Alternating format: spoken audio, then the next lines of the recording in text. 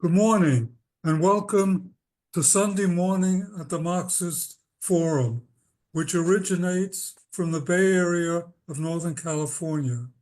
You can find more information about us on our website, iccssmarx.org. And I'll be your moderator today. My name is Richard Fallenbaum. Our topic for today is Brazil, and the title of our talk is Brazil on the Razor's Edge, the Fight for Sovereignty Under Imperialist and Fascist Attack. Our speakers today, which we're very honored to receive, are Eleonora de Lucena and Rodolfo Lucena, speaking from Sao Paulo, Brazil. Eleonora and Rodolfo, journalists for almost 50 years, both worked in the underground and popular press against the dictatorship in Brazil, as well as in the mainstream media. From 2000 to 2010, Eleonora was the head of the newsroom of Folha de Sao Paulo, at the time the largest circulation and most influential newspaper in the country. Rodolfo was the information technology editor at the same newspaper for more than 15 years. Today, they jointly run TUTAMÉIA, a news web channel based on live interviews that has almost 80,000 followers. A few months ago, they contacted ICSS to request that we give them permission to restream some of our programs on their channel, which we are happy to do. We hope this will start a long-term cooperation between our entities and an example of democratic globalization in action. With that, I want to turn over the floor to Eleonora and Rodolfo. Please go ahead. Thank you so much. It's a pleasure to us to be with you this morning, this afternoon here in Brazil. Hi, everybody. Thank you for having us. Is everything okay? Yes. Okay. Thank you so much for having us. We're happy to have this opportunity to discuss Brazil with you people. Yeah, for us, this is kind of a blind date because, you don't know much about us, and we don't know how much you know about Brazil. So I hope we'll get a match here. But before I even start speaking about Brazil, I have to bring to the table what the Secretary of Defense of the USA, Pete Hegseth, said on Friday, 2 days ago, to Fox News, just before he had been in Panama. He said, and I quote, the Obama administration took their eye off the ball and let China sweep in all over South and Central America with their economical and cultural influence. President Trump said, not anymore. We are going to invest in ways that serve American interests in our backyard. We are taking our backyard back. These are not empty words, and we cannot take these words lightly. This is not a figure of speech. These are words coming from the government of a country that has a history of supporting coup d'etat all over Latin America and the world. The U.S. Navy Fourth Fleet was ready in 1964 to invade Brazil if there was any armed resistance to the military attack on democracy. CIA, FBI, NCA, and the whole power of USA are behind, are partners to the carnage in Chile, Argentina, Uruguay during the 70s and 80s. And the list goes on and on. Jamaica, Dominican Republic, Ecuador. Now, Ecuador is is being there is an attack on democracy in Ecuador, Bolivia, and not to mention Venezuela, Nicaragua, and Cuba. The fangs and claws and weapons of USA are present in each and every death of a freedom fighter in Latin America for decades, maybe centuries. The moral doctrine has more than 200 years. So we cannot take these words, the words of the Secretary of Defense, lightly. And we do not take these words lightly. In a sense, all that we will talk about here in this presentation is exactly about this: to be or not to be someone's backyard. Brazilian democracy is currently walking on a razor's edge, experimenting a tremendously unstable balance. For the past 10 years, the country has been living under coups or constant threats of coups. In 2016 and 2016, President Dilma was overthrown after a criminal campaign of lawfare, which culminated in an impeachment without any legal basis, a fact now recognized by the same courts that supported the coup. 2 years later, 2018, a new coup led to former President Lula being imprisoned and prevented him from running in the presidential elections. The result was that the genocidal and sellout government of Bolsonaro, who acted over the country as if it were a foreign occupation force, and spent his entire term trying to further undermine democracy, seeking all the time to establish a dictatorship in Brazil. His denialist and anti-people policies led to the death of hundreds of thousands of Brazilians during COVID. His sellout policies dismantled companies built by the Brazilian people over decades. His attempt to remain in power provoked an attack on the public coffers never before seen in the country's history. Even so, he was defeated. After 580 days in prison, Lula was released. Months later, the Supreme Federal Court recognized the illegality of the entire process that led to the former president's conviction. Lula was free and could run for office. Supported by a broad alliance of forces, Lula defeated fascism. As soon as his term began, on January 8, 2023, there was a new coup attempt. In an assault of the Planalto Palace and the Supreme Federal Court that was very reminiscent of the attack on the Capitol on January 6, 2021. The coup was defeated, and the coup plotters, terrorists, were prosecuted. But powerful forces in the country and even more powerful external interests continued to act against the will of people expressed in the 2022 presidential elections. They want to reduce the state, hand over the country's natural resources for external exploitation, dismantle what remains of large state-owned companies, reduce the democratic space, and turn Brazil into an agri-exporting country, a large farm. In short, a return to colonial times, a backyard. For its part, Lula's government, supported at the institutional level by an alliance of parties that ranges from center-right to the center-left, is trying to move the institutional process forward, with the Supreme Federal Court as its greatest ally in this process.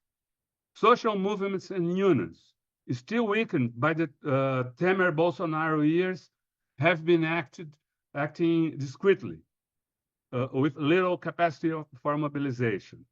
Even so, there have been great advances in the economic, social, and geopolitical fields. Former President Jair Bolsonaro is now facing legal proceedings that could lead to his imprisonment. 4 four-star generals, also part of the organization and execution of the attempted coup d'etat, are also being prosecuted. An unprecedented, something that happens for the first time in history in Brazil. And hundreds of people involved in the terrorist coup action of January 2023 are in prison, many of them already sentenced to several years in prison. The Lula government, which took over a country in ruins for Bolsonaro, even Brazilians' life expectancies decreased during that period, has managed to recover the economy, improve distribution, and offer a better living conditions to the poorest population. Brazil rescued more than 14 million people from poverty and is now once again among the 10 largest economies in the world. Lula is an international reference, participating in the main world forums, always defending the need for a multipolar reorganization of the international community. He has denounced the genocide in Gaza. In his words, a war against women and children, as he said several times. In addition to recalling that the only historical similarity of Israel's attack on the Palestinian people are the crimes committed by Hitler against the Jewish people. In Latin America, he works to form a community that defends the interests of the region without submitting to the will of the United States. In spite of this, polls indicated that disapproval of the government is at levels never before seen. Despite the economic indicators, the people seem to be filled with despair. And according to the polls, they see the future as an even more difficult period than the one we are currently facing. On the left itself, there are even the left has challenged to the government. The economic policy is criticized, as are the actions and performance of several ministers, while statements by Lula are used as a weapon by identitarian groups who go as far as to publish publications very similar to those made by Bolsonaro supporters. The big question is, how did you get to this point? And to try to find answers, we need to delve into history. And now I give the floor to Eleonora to speak a little bit more about this history and the facts that led to this situation. Hello again, everybody. Oh, I will talk a little about January in Brazil and then dive to the history. But Brazil is the largest country in Latin America and is the target of disputes between global capitalism over its natural resources, production, consumer market, and its strategic geopolitical importance. Located in the capitalist periphery, the country does not fit in anyone's backyard, as we usually say here. It has more than 200 million inhabitants, is number 7 in the world, and has 8.5 million square kilometers, is the number 5 in the world. An immense natural diversity, almost 20% of the species, natural species in the world are here in Brazil. And it's the number 10 economy in the world, as Rodolfo has just said. In 500 years, it was plundered by imperial powers and had the largest number of African slaves in history. We have here about 4 million slaves during the 50 years of the slavery in Brazil. Just a comparison, in the United States, I heard you have about 400,000 person in slavery condition. So Brazil has the Slavery is a part of our DNA, still here, still now. In this 500 years, we struggle for independence, distribution of wealth, and justice. We have nowadays 1% of the richest people has about 24% of the income. 1% of the rural properties has half of the total area of agricultural properties, areas. We have a huge inequality. And wherever popular forces attempt to expand their space in the political scene, the elites counterattacked it with fundamental external support. We have a fragile democracy. Well, this struggle is now entering a new chapter with the rise of the far right, the radical policy of the Trump administration, and the expansion of China's power in the region and in the world. The creation of BRICS and the challenges that Lula administration he is a popular leader without parallel in the planet. The occupation of Brazilian territory was carried out by Portugal through the genocide of the indigenous population starting in the 16th century. The Portuguese took gold from Brazil and planted sugar, coffee, and other products for export. African slave labor was the driving force of the economy until the end of the 19th century, a period in which English capital dominated the Brazilian market. After the First World War, the British capital began to be replaced by the American capital, which predominated throughout the 20th century. Since 2009, Brazil's main trading partner has been China, which has invested heavily in factories, land, and infrastructure. Since then, 2009, trade with China has quadrupled. In the last 2 years, Brazilian export to China have exceeded the combined total of export to the United States and the European Union. Despite this, Brazilian elites orbit around the ideology, culture, and the way of life, economic and military interests of the United States. It was in 1930 that the country began to structure its national project. Getúlio Vargas led a revolution that organized the national state, reduced the power of local oligarchies, and addressed workers' demands. He laid the foundations for industrialization in the following decades.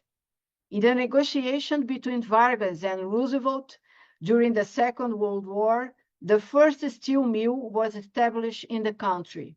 After a huge political debate that faced heavy opposition from the US and its allies in the country, Petrobras, a state-owned oil company, was created.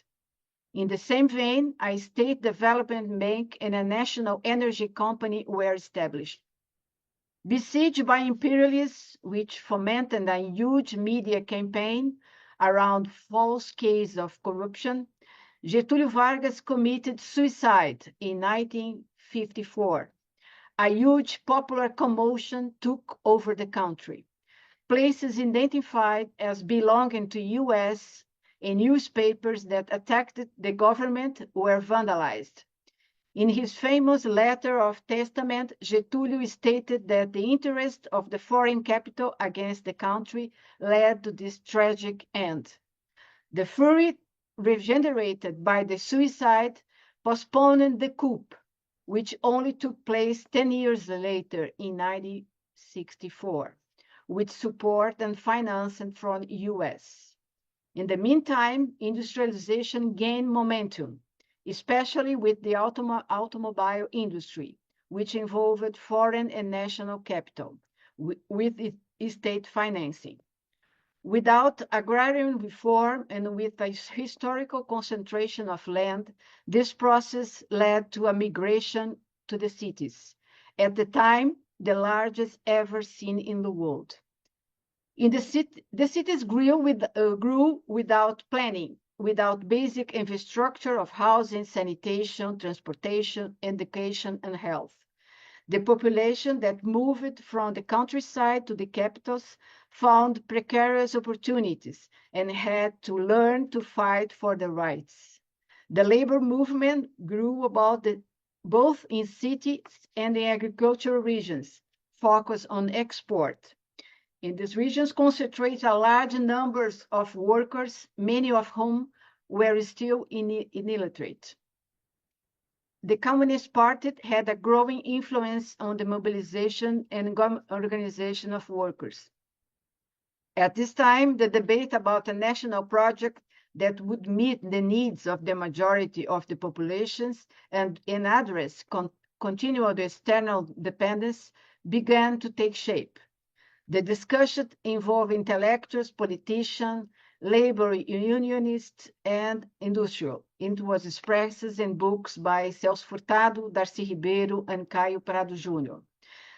The national sentiment permeated the art, the literature, cinema, and music. Here are some examples. The bossa nova of the Gulf of Ipanema, the film The Given World, which won the Palme d'Or at Cannes in 1962, the Portinari paintings, one is in UN headquarters in New York, and the Jorge Amado books are some of this cultural effervescence.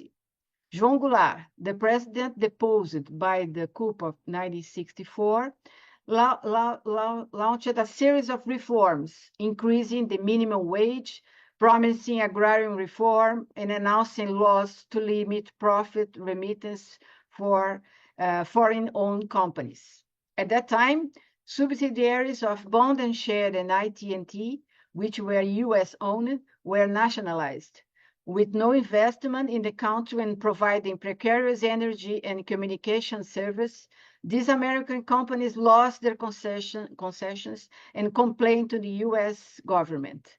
The whole of the United States in the 1964 coup in Brazil is very well documented. From April 1st of that year, 1964, is the beginning of the period of 21 years of repression, torture, and death, which later spread throughout the South American continent. The film I'm Still Here, which won the Oscar of the best foreign film this year, shows a fragment of this story. The annihilation of the labor and popular movements made room for a greater accumulation of capital. A tripod formed by the state and foreign and national companies boosted the economy. Brazil even held the title of having the highest growth rates in the world in the 20th century until the beginning of the 1980s, when it represented 4.3% of the world's GDP. The development of the consumer goods industry helped capture a portion of the middle class and in support of the dictatorship. At the same time, from the 1970s onwards, the government thought to expand the national infrastructure, launching major projects throughout the country based on foreign debt. One of the dictators in Brazil in 1974 summed up the situation. Brazil is doing well, but the people are doing badly. At that year, in 1974, the dictatorship suffered its first major setback, with the opposition's advance in the elections for a Congress that was still handcuffed, with the opposition's advance in the elections of a Congress that was still handcuffed. Until then, the opposition had fought on several fronts. At the beginning of the dictatorship, there was mass demonstrations, which were quickly repressed with violence. Later, some of the militants joined the armed struggle. The kidnapping of the American ambassador Charles Burke Elbeck in September 1969 was a landmark of this movement. Although aligned with the interest of the United States, the dictatorship had moments of cooling in relations with the Americans. One of these was in 1975, when Brazil signed a treaty with Germany for the installation of nuclear power plants. Symptomatically, in 1977, Jimmy Carter began to vocalize protests against tortures and death in Brazil.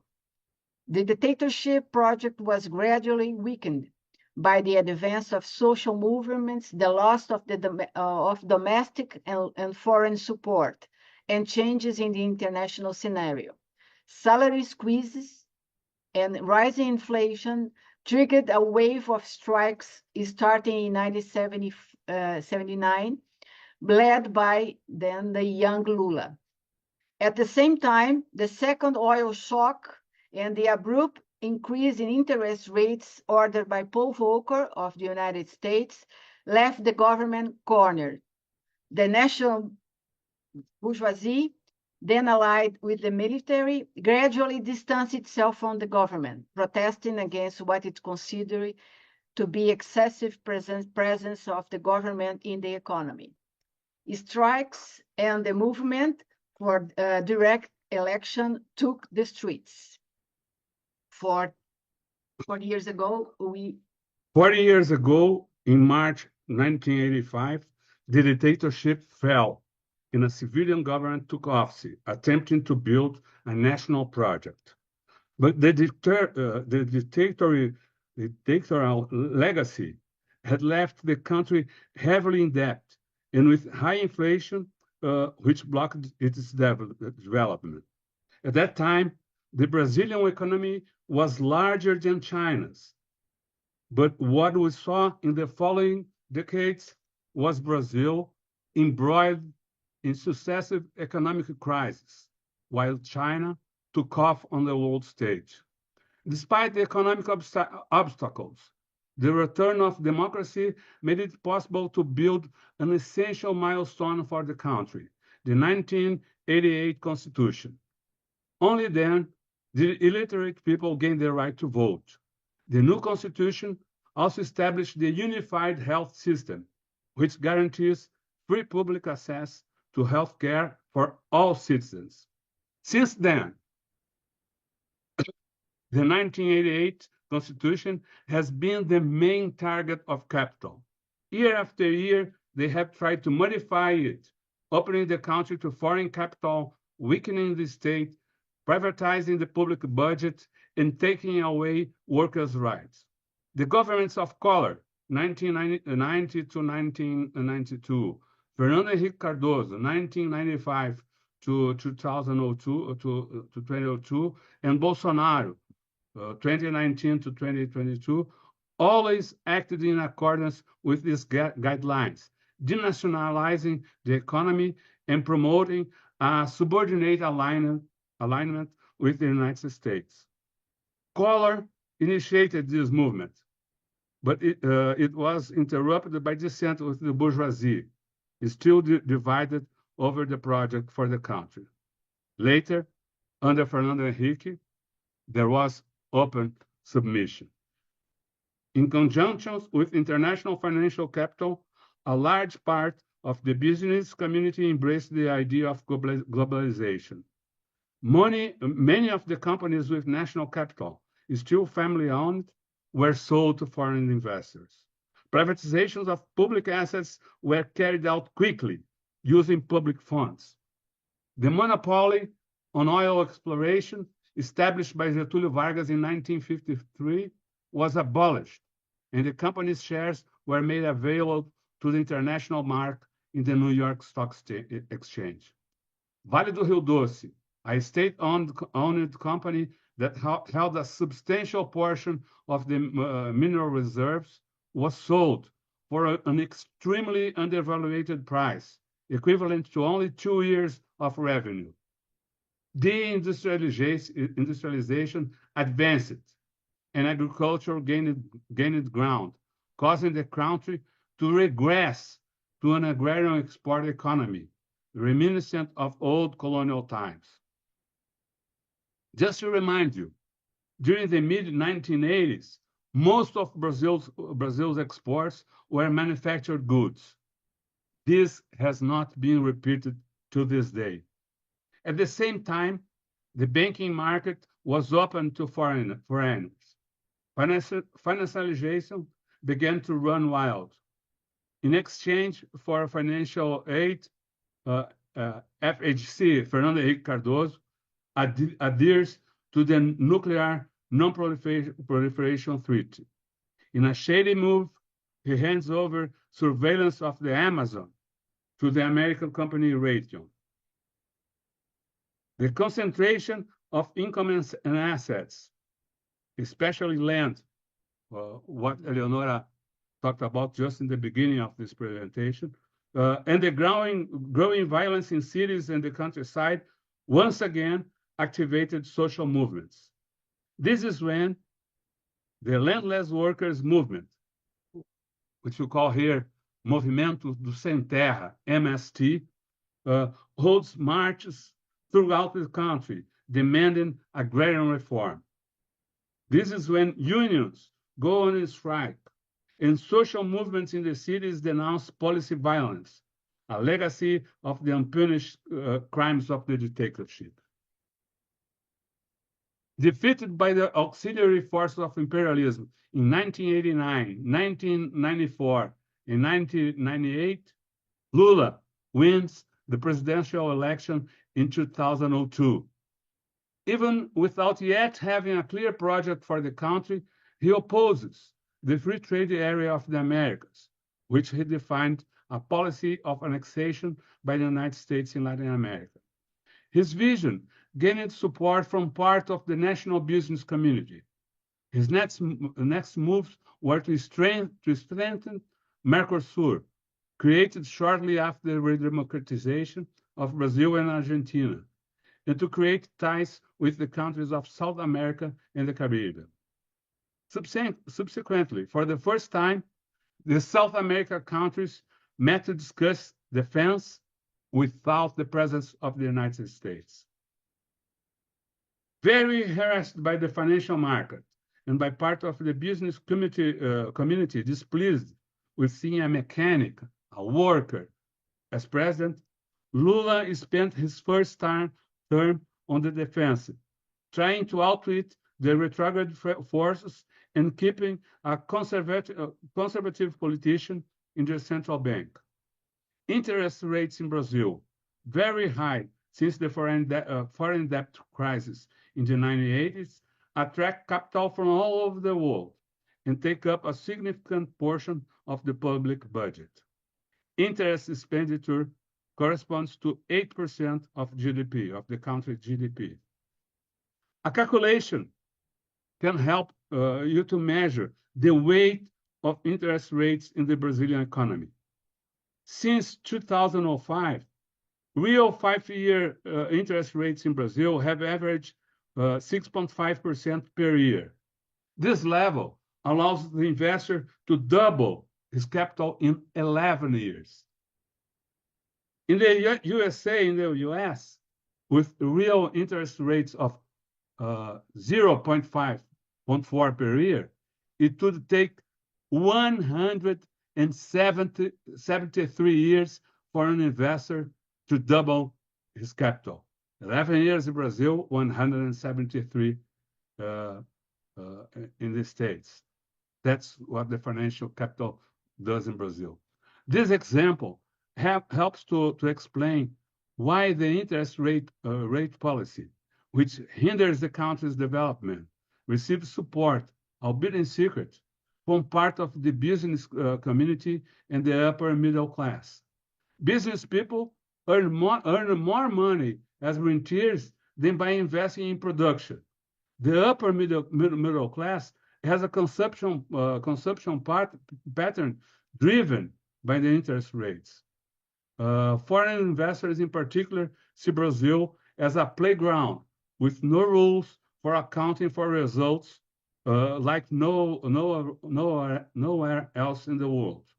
Thus, when President Dilma Rousseff outlined a plan to control interest rates in 2012, she was fiercely attacked by the elite, who from that moment on began plotting the 2016 coup. But there are other elements here, which will be discussed later. Lula's project for the country only took off after his second term in 2007 and 2010. In addition to initiatives to combat hunger and extreme poverty, the president launched programs to stimulate industry, technology, and science. The discovery of the pre-salt oil, this reservation, in 2006 seemed to change Brazil's position on the international scene forever. The oil discovered in deep waters with Brazilian technology from Petrobras opened the window for the country's energy self-sufficiency, which until then had been a permanent structural obstacle to soaring development. A new legal framework completed during Dilma Rousseff government limited foreign participation in exploration and allocated part of the oil revenue to education and development funds. It was no coincidence that one of the first measures taken by the coup government, which took office in 2016, was to do away with this entire framework, giving foreign companies the prerogatives of exploitation. Likewise, Petrobras was divided and lost its entire distribution sector, its gas pipelines, and some of its refineries, leaving its corporate structure in tatters. The company became focused on immediately financial results, such as the distribution of dividends, abandoning the principles of a public company of the Brazilian people. But before we talk about the 2016 coup, let's look at the background of this attack of national sovereignty. Lula left office in 2010 with a record approval rating of 83% of approval. That year, GDP grew 7.5%, and unemployment fell to 6.7%, the lowest since 2002. Brazil strengthened its ties with Mercosul and UNASUL, a regional integration bloc that brings together 12 countries and also debates defense issues. It is worth remembering that Bolsonaro withdrew the country from the union, which Lula has now reinstated. Businessmen seemed satisfied and were expanding their business at that time. Large construction companies, which emerged from the mega projects of the dictatorship, now dominated many other sectors, from the infrastructure to the defense industry, winning competition even in the United States. A policy by the state-owned bank BNDES catapulted gigantic conglomerates into the international markets in areas such as meat, agricultural commodities, minerals, civil construction, and aviation. On the international scene, Lula bet on the creation of the BRICS, the first major organization in response to imperial rule since the non-aligned movement in the 1960s. Founded in 2009, in the aftermath of the financial crisis generated by the US in 2008, the group gained more muscle with the big BRICS Bank, established at the meeting held in Brazil in 2014, during the president of Dilma Rousseff. And everything fell apart. The decisive action of the US Department of Justice and the CIA undermined Brazil's takeoff. Cowardly, the Brazilian bourgeoisie capitulated on the pressure and abandoned the fight.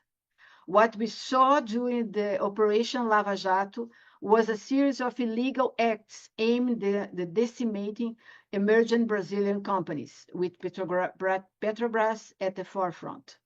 An overwhelming media campaign mobilized the resentful masses of the middle class against Dilma Rousseff. The judiciary also joined the coup, which included spying on the president's phone and the theft of confidential Petrobras files. The computer was stolen. The coup plotters' allies were international financiers, businessmen subordinated to U.S. interests, traditional reactionaries in the agricultural sector, the media, and the military. National banks, which still have considerable market weight and conflicts with foreign banks, resisted joining the coup, but gave in when the wave seemed unavoidable. National businessmen, blackmailed by Lava Jato and fearing the wave of arrests, offered no resistance. The media, which in Brazil is controlled by a handful of families and the financial market associated with them, was historically played the role against popular and national interest. This was also the case during the times of Getúlio Vargas and João Goulart. The military, which in 1996 led the campaign for the creation of Petrobras, had abdicated the defense of national interests.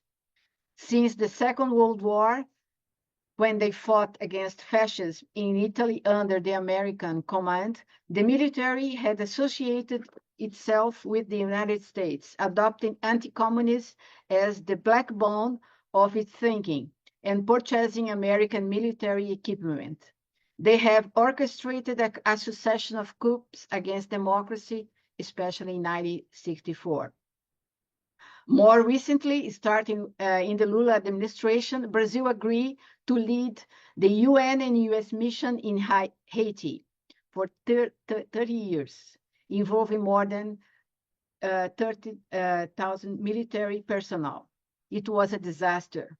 At the same time as they promoted massacres in the Caribbean country, the Brazilian military took advantage of the moment and orchestrated a new turnaround. The main commanders of that mission actively participated in the Bolsonaro government and in the failed coup d'etat in 2023. One of them is still active in the government of the state of São Paulo, the most important in the country, and he plans to run for president in 2026, next year. Perhaps Brazilian military participation in Haiti was one of Lula's most serious strategic mistakes. At the time of the decision in 2004, the government was still under the illusion that its participation in the conflict, subordinated to the interest of the United States, could generate points for winning a dream seat in the UN Security Council. It went wrong in every aspect. So much so that last year, Lula ruled out Brazil's return to Haiti, as suggested by Biden. In general, the military did not hide its discomfort with the PT governments, especially that of Dilma Rousseff, who had the courage to establish the National Truth Commission in 2012. Over the course of the 2 years, the commission documented 8,000 cases of human rights violations during the dictatorship, identified 377 state agents as responsible for the violation, starting with the dictators of the period, and identified 434 cases of death and disappearances by the regime. The military did not swallow the revelations. The 2016 coup continued. 2016 coup, which ousted President Dilma Rousseff, continued with Lula's arrest, his ban on participating in the 2018 elections, which occurred with blatant military pressure on the Supreme Court, and Bolsonaro's election. Bolsonaro's election surprised parts of the traditional right, who had better-known names in the political scene, such as former Governor Geraldo Alckmin, who is now Lula's vice president.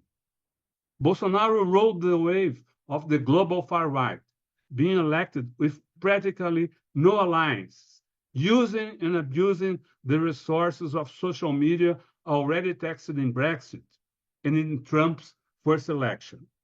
With an extremely neoliberal and pro-submission speech, ironically camouflaged with the colors of the national flag, Bolsonaro ended up attracting a significant portion of the business community, those eyeing the business generated by privatizations or those always willing to align themselves with the government in power.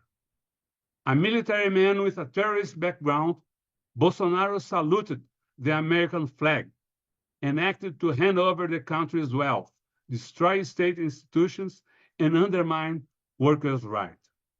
He privatized Eletrobras, the state-owned energy company designed by Getúlio Vargas, and chunks of Petrobras. Indigenous populations were deprived of water and food, and the Amazon became a lawless land in the hands of drug traffickers, illegal mining companies, and loggers. Bolsonaro's unbridled environmental destruction has left its mark on several regions of the country. By militarizing important executive positions, he has amplified the country's historic violence and provided space for shady business dealings. By denying science and mocking COVID, his legacy is one of death. More than half of the 700,000 lives lost in the pandemic could have been spared if the government had acted with the least care and used the tools at its disposal. His abject behavior in this tragedy ended up alienating parts of the middle class and business community who had been sympathetic to his speech that demonizes the left and the PT, the Workers' Party. Thus, in the 2022 campaign, Lula managed to attract traditional sectors of the right and even a less conservative part of the business community. It formed a broad front that was reminiscent of the times when the military dictatorship was overthrown in the mid-1980s. The victory was narrow, showing that the far right still had a strength in the country. A far right that has been present for almost a century in the political scene in Brazil. In the 1930s, Brazil had the largest Nazi party outside of Germany, with 3,000 members. The Brazilian Integralist Action, a fascist movement, attempted a coup d'etat against Getúlio and was rooted in several Brazilian states, bringing together teachers, civil servants, and business people. The fingerprints of the far right are present in all coup movements in the 20th century, up until last attempt on January 8, 2023.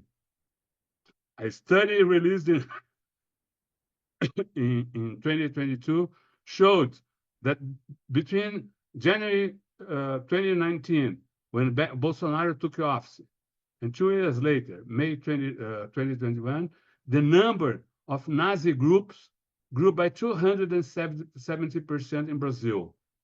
The legacy of slavery, racism, homophobia, and hate networks amplified by the internet are among the explanations for the phenomenon. At the same time, the far right finds fertile ground in the social fragmentation driven by neoliberal ideology. In an economy that promotes individualism and makes work and income precarious, associated ties are weakened. Unions, as is the case all over the world, are no longer able to galvanize the interests of workers scattered by slave-owning platforms.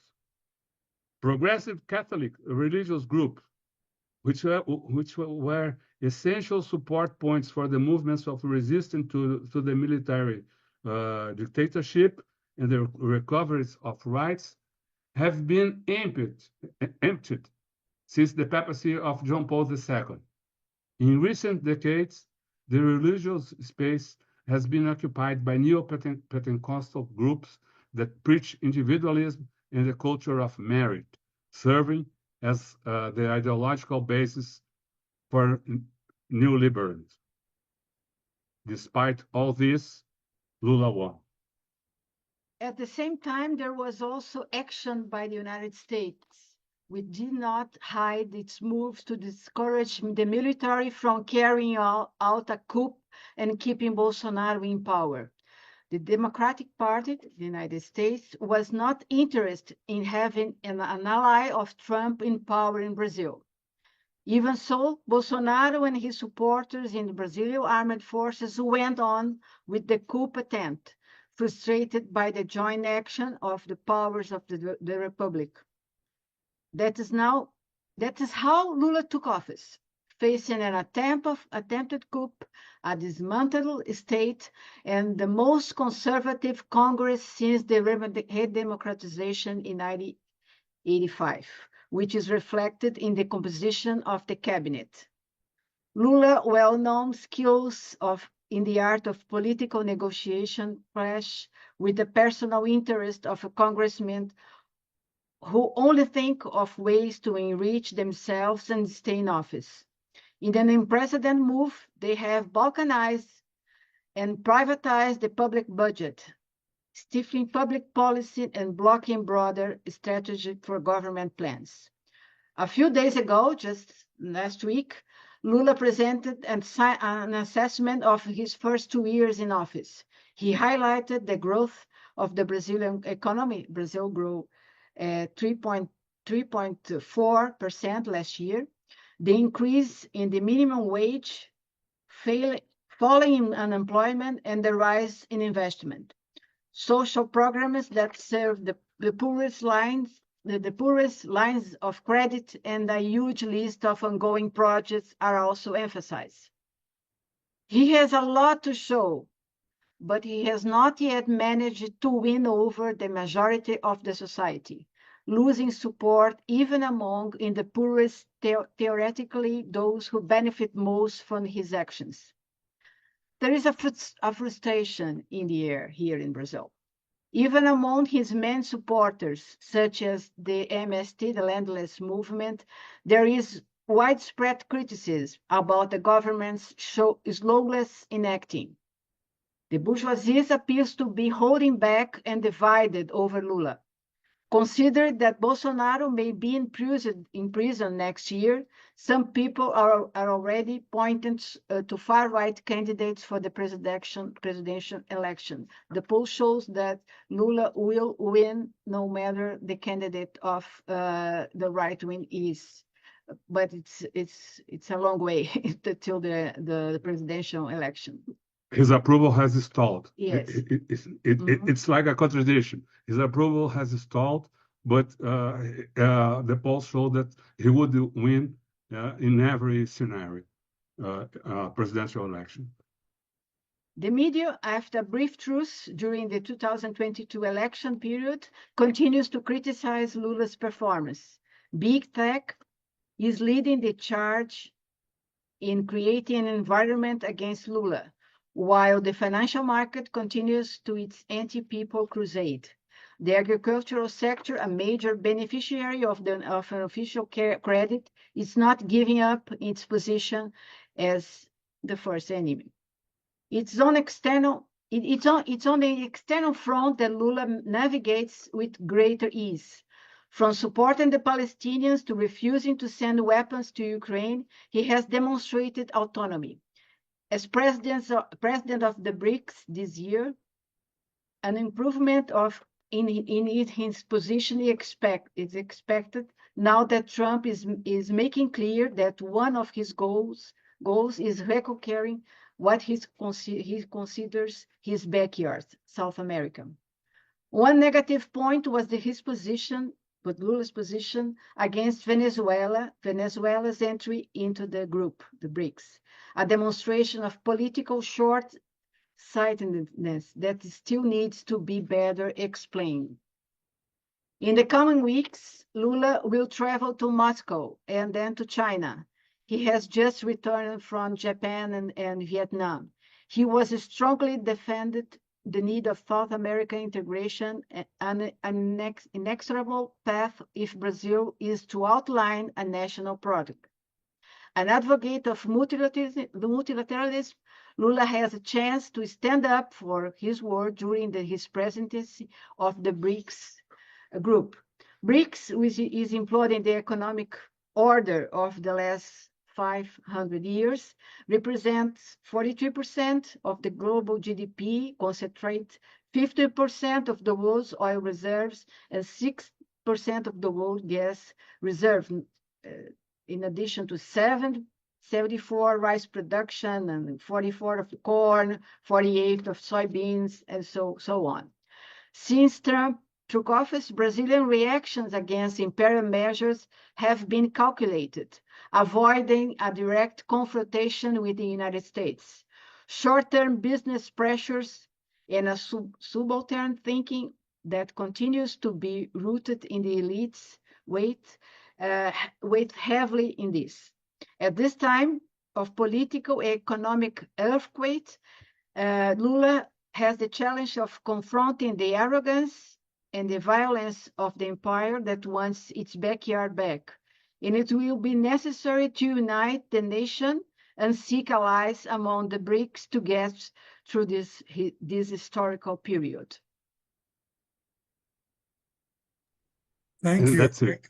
That's a very rich presentation.